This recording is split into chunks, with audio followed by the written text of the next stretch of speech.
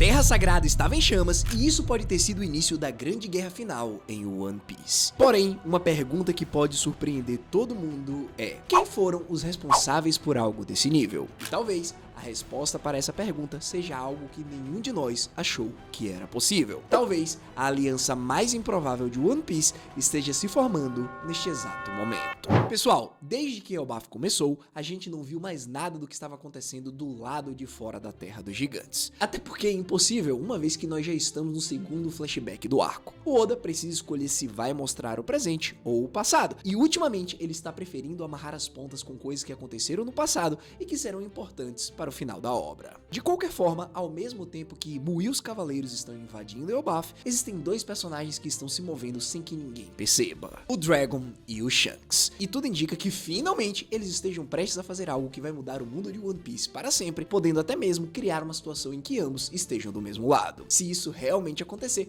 nós vamos ter duas das maiores potências do mundo se ajudando. De um lado, o Dragon, o homem que criou o exército revolucionário e cujo objetivo é destruir completamente o governo mundial. Do outro, o Shanks, o homem que construiu o império dele como imperador do mar, movimentando o mundo nos bastidores. E em quase 30 anos de história, esses dois mal apareceram fazendo alguma coisa. Dito isso, a teoria que tá ganhando força é que existe a possibilidade do Shanks e do Dragon invadirem a Terra Sagrada ao mesmo tempo, e isso vai moldar o clímax da saga final. E o detalhe mais importante dessa teoria é que essa aliança não precisa nascer da amizade, ela nasceria da necessidade, porque o Dragon quer derrubar o sistema, e o Shanks pode precisar impedir que esse mesmo sistema destrua o futuro do Luffy. Os objetivos deles, que sempre foram paralelos e diferentes, podem finalmente convergir em um único ponto. Agora pensa na simetria poética disso. O Dragon é o pai biológico do Luffy, e o Shanks é o homem que deu ao Luffy o sonho de ser um pirata, que plantou a semente de tudo. Os dois são os maiores fantasmas do passado do protagonista, e a ideia é que esses dois homens vão lutar lado a lado, abrindo o caminho para que o Luffy termine a guerra, é uma das imagens mais bonitas que a saga final poderia entregar. Mas calma, porque isso aí não é só um sonho de um fã maluco que cria vídeo de piratas. Não, o próprio Oda vem movendo as peças para isso acontecer há um tempo. Desde que nós descobrimos que a Terra Sagrada estava em chamas e desde que o Dragon soltou uma frase extremamente importante que nos deu uma pista sobre quais serão os seus próximos passos. Assim, eu não sei se vocês lembram, mas lá em Egghead, quando o Dragon estava conversando com o exército revolucionário, ele falou uma coisa muito específica sobre o governo mundial. Ele disse que a guerra real contra o governo só começaria quando os Cavaleiros Sagrados fossem posicionados. Na época, todo mundo interpretou essa fala como uma afirmação de medo, como se o Dragon estivesse dizendo que os Cavaleiros Sagrados eram a grande ameaça que segurava ele. Mas pera, presta atenção no que aconteceu depois, porque no capítulo 1134, o Shamrock e a Gunko chegaram em Elbaf. Ou seja, os Cavaleiros Sagrados foram posicionados para fora da Terra Sagrada. Diante disso, e se a fala do Dragon não era sobre medo, mas sobre oportunidade? E se ele estava dizendo, na verdade, que o momento de atacar Mary Joyce é exatamente quando os defensores mais poderosos dela não estariam lá para protegê-la? E é aqui que a teoria realmente se encaixa, porque com Imu e os Cavaleiros em Elbaf, com o foco do mundo todo voltado para a Guerra dos Gigantes, Mary Joyce pode estar muito vulnerável. E o Dragon, que passou a vida inteira esperando o momento certo, pode estar fazendo o movimento dele nesse momento. Para falar a verdade, a invasão já está em andamento nos bastidores desde que os eventos do Reverie aconteceram. O Dragon fez de tudo para que os nobres passassem sufoco através da sabotagem, da libertação dos escravos e com ataques às rotas de suprimentos. Fora que tem um motivo estratégico genial para atacar Mary Joyce especificamente, que vai além de só odiar o governo. Porque o Imu, como sabemos, tem a Mother Flame, a fonte de energia criada pelo Vegapunk, capaz de abastecer uma arma ancestral que tem o poder de destruir ilhas inteiras do céu, como aconteceu com Luluzia. Ou seja, se o Imu atender a todas as condições, ele pode simplesmente apagar qualquer lugar do mapa que o ameace, menos Mary Joyce, porque se ele ataca a própria Terra Sagrada, ele se atinge também. Diante disso, para o Dragon, atacar Mary Joyce é a única forma de lutar contra Imu em um lugar onde ele não pode utilizar a arma mais destrutiva que ele tem. Ou seja, o Dragon, sendo o estrategista que é, entenderia perfeitamente essa situação. Dito isso, o homem perfeito para ser a ponta de lança dessa invasão é o Sabo, porque o Sabo já invadiu Mary Joyce anteriormente durante o Reverie. Ele conhece parte da estrutura interna e tem uma ligação pessoal e dolorosa com a Kainu por conta da morte do ex. Para o Dragon, invadir Mary Joyce não seria uma guerra comum. Seria o fim de décadas de planejamento contra o sistema que construiu o inferno no mundo. Agora a gente vira para o Shanks, porque os motivos dele para invadir a Terra Sagrada são muito mais pessoais e mais profundos. O primeiro motivo pode ser o próprio sangue. O Shanks nasceu em God Valley, filho de Fingal Garlin, um dos Gorosei e irmão gêmeo do Shamrock, o líder dos Cavaleiros Sagrados. A origem do Shanks está literalmente na elite máxima do mundo. Fora que 15 anos atrás, o Shanks voltou para Mary Joyce, fingiu ser um nobre mundial leal, mas tudo isso era uma fachada para trabalhar contra o governo por dentro. No fim, ele pegou todas as informações que precisava, libertou vários escravos e escapou de lá antes de virar um cavaleiro sagrado. Só que se você parar pra pensar, as coisas são um pouco mais complexas do que elas parecem. O Shanks escapou antes de firmar um pacto com Imu, mas escapar não significa que a conta foi quitada. O Ruivo pode ter assuntos inacabados na Terra Sagrada, um passado que ele nunca escolheu, mas que precisa resolver de uma vez por todas. Para ele, Mary Joyce não é o centro da opressão como é para o Dragon, é o passado que ele nunca pediu para ter.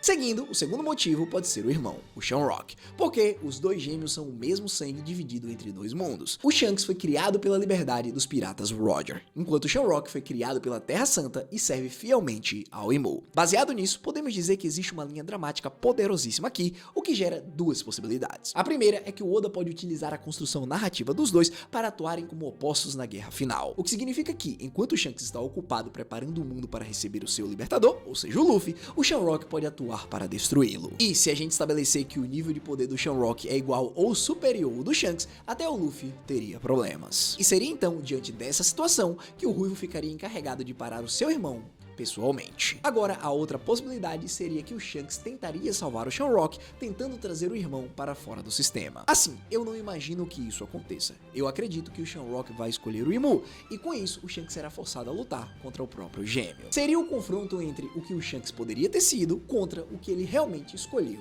ser. Continuando, o terceiro motivo é o Garlin, o seu pai, porque o Garlin literalmente matou a mãe dos gêmeos quando eles ainda eram bebês. Ele é a representação do mal enraizado no governo, e por conta disso, o Shanks pode precisar enfrentar o próprio pai para impedir que ele use o poder dos Gorosei contra o futuro que o Shanks aposta. E por fim, pessoal, o quarto motivo é o mais conectado à corrida pelo One Piece, porque o Shanks pode acreditar que o governo mundial guarde alguma coisa decisiva em Mary Joyce. Algum segredo sobre o século perdido, ou sobre o Road Poneglyph, ou até mesmo alguma coisa relacionada à arma ancestral que possibilite ele a destruí-la. De qualquer forma, pessoal, o Dragon pisaria em Mary Joyce para derrubar o Império. Já o Shanks pisaria lá para enfrentar o sangue que tentou decidir o destino dele. E é aqui que a teoria amarra tudo, porque o Dragon e o Shanks compartilham os mesmos inimigos, mesmo que por razões completamente diferentes. E é isso que torna a aliança possível. Dito isso, o primeiro inimigo em comum é o Imu. O Dragon combate o sistema do Imu de forma ideológica. Ele quer derrubar o trono que oprime o mundo há 800 anos. Já o Shanks pode ter razões mais pessoais, principalmente a ameaça que o Imu representa contra o Luffy, ou seja, contra o legado do Roger. Avançando, o segundo inimigo em comum, como mencionamos anteriormente, são o Garlin e o Shamrock. O Dragon os vê como líderes militares do sistema, alvos estratégicos a serem eliminados. Já o Shanks os vê como pai e irmão, como os símbolos vivos do destino que ele rejeitou. Mesmos alvos, significados completamente diferentes. E o terceiro inimigo em comum, o mais perigoso de todos, é o Barba Negra. E aqui a teoria fica mais densa, porque o Teach ameaça os dois lados ao mesmo tempo. Para o Shanks, o Barba Negra é o homem que deixou a cicatriz no olho dele,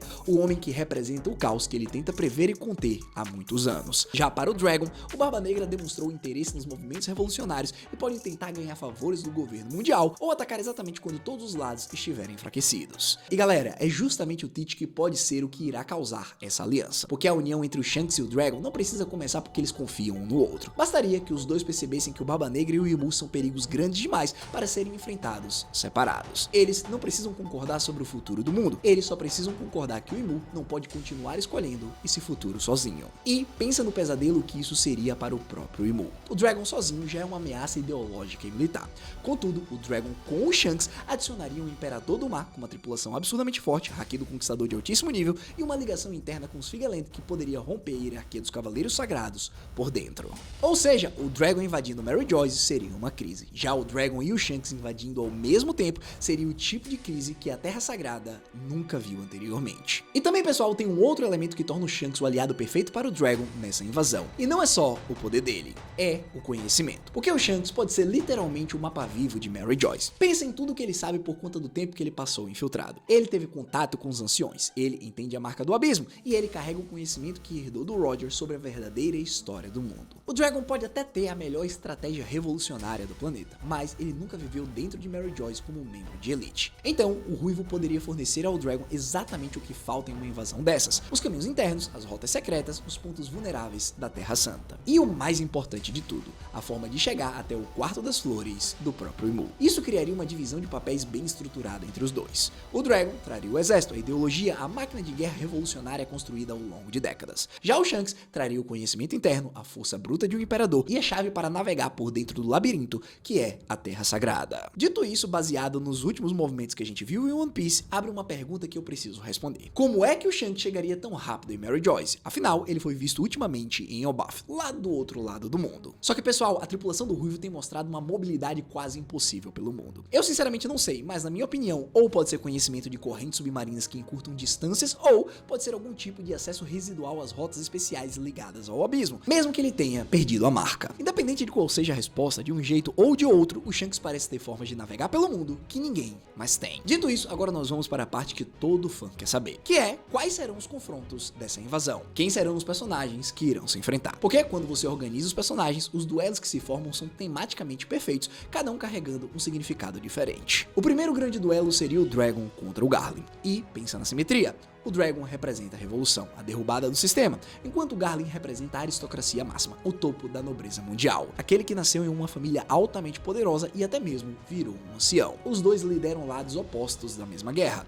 Os dois são, possivelmente, os guerreiros mais fortes dos grupos deles. Se eu tivesse que descrever brevemente, eu diria que é liberdade contra a opressão, no sentido mais puro. Seguindo, o segundo duelo e o mais emocionante seria o Shanks contra o Shamrock, os gêmeos, um criado pelo Roger e o outro criado pela Terra Sagrada. Pirata livre contra Cavaleiro Sagrado, o destino rejeitado contra o destino aceito. Eles são fisicamente idênticos, tirando o braço que o Shanks perdeu, o que tornaria o duelo um espelho perfeito. O Shanks lutando contra o reflexo de quem ele teria sido se o destino não tivesse colocado ele em um baú nos braços do Roger. Seguindo, o terceiro duelo seria o Sabo contra o Akainu, e esse carrega o peso da vingança, o fogo do Sabo contra o magma do Akainu, o herdeiro da vontade do Ace contra a justiça absoluta que matou o próprio Ace lá em Marineford. O Sabo perdeu o irmão para esse almirante, e um confronto entre os dois seria a chance de honrar as memórias do Ace, não como ódio cego, mas como a herança de uma vontade que se recusou a morrer. Fora que, poeticamente, isso provaria que as chamas da Mera Mera no Mi são de fato mais poderosas do que o magma da Mago Mago no Mi. E aí tem os confrontos de suporte que mostrariam o verdadeiro nível das forças envolvidas. O Ben Beckman, o braço direito do Shanks, enfrentando um Gorosei ou um Cavaleiro Sagrado. O Usopp dando suporte de precisão à distância, eliminando ameaças e cobrindo o Dragon e o Sabo. Os comandantes revolucionários segurando os almirantes e os vice-almirantes. E aqui, galera, tá um ponto crucial. Os revolucionários sozinhos provavelmente não seriam suficientes para enfrentar os anciões e os cavaleiros sagrados, que têm uma alta capacidade de regeneração. Até porque eu imagino que somente o Dragon e o Sabo possuam o Haki do Conquistador. E é por isso que a presença do Shanks e da sua tripulação se torna decisiva. A tripulação do Ruivo seria o reforço que permite aos revolucionários lutar contra inimigos que antes eram invencíveis. Mas calma, porque como a gente mencionou anteriormente, existe uma sombra no meio de tudo isso. E essa sombra é o Barba Negra. Eu disse pra vocês que o Teach pode ser o motivo pelo qual o Dragon e o Shanks possam se unir. Então, se ele realmente entrar na briga, tudo vai ficar muito complicado. Porque o Teach é o tipo de jogador que não entra em uma guerra para lutar de frente, ele entra para lucrar. Ele deixa os grandes nomes se destruírem, ele espera alguém forte cair, e aí ele entra no final, rouba alguma coisa e foge com a vantagem. Dito isso, imagina só a invasão de Mary Joyce acontecendo. O Dragon e o Shanks gastando tudo que tem contra os Gorosei e os Cavaleiros Sagrados, e o Barba Negra esperando do lado de fora, calculando o momento exato para poder agir. Ele poderia esperar o tempo de Imu acabar em Elbaf, e quando o Governante Supremo retornasse cansado,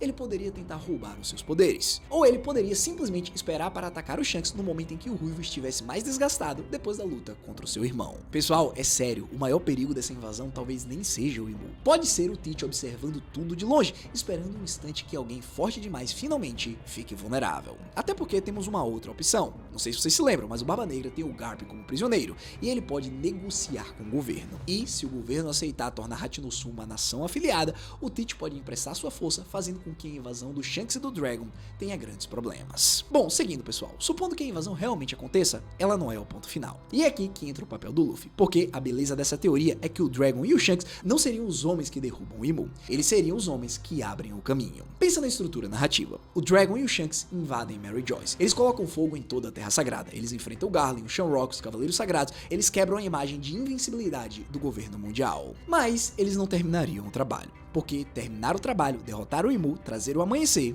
isso é a função do Luffy. E também faz todo sentido narrativamente que o Luffy não esteja presente no começo dessa invasão. Ele ainda está em Elbaf, lidando com tudo que está acontecendo por lá. Porém, enquanto o Luffy fecha o arco de Elbaf, o pai dele e o herói dele podem estar preparando o palco final, abrindo a porta de Mary Joyce, desgastando as defesas do Imu. E quando o Luffy finalmente for pra lá, ele vai chegar pra terminar o que os dois começaram. Afinal, o Nika representa a libertação que o Dragon busca e que o Shanks protege. E pensa no fechamento emocional disso tudo. O Imu pode até controlar o mundo, mas ele não pode controlar a ação e o sonho dos homens. Não é sobre o Dragon e o Shanks serem os heróis que salvam o mundo, é sobre eles serem os homens que garantem que o verdadeiro herói chegue vivo até o trono final. E aí, juntando tudo isso que a gente acabou de falar, essa teoria pinta uma das imagens mais épicas que a saga final de One Piece poderia entregar. A união das duas forças que quase nunca apareceram na obra, mas agora podem finalmente pavimentar o caminho para o amanhecer do mundo. Agora me conta aí nos comentários, você acha que o Shanks e o Dragon vão mesmo se aliar para invadir Mary Joyce? Você acredita que o Dragon já está atacando a Terra Sagrada neste exato momento enquanto a gente foca em Elbaf? Não sei, comenta aí. No fim, se você chegou até aqui, deixa o like, se inscreve, e se você quiser ver quais vão ser os oponentes finais do Zoro, clica nesse vídeo que está aparecendo na sua tela.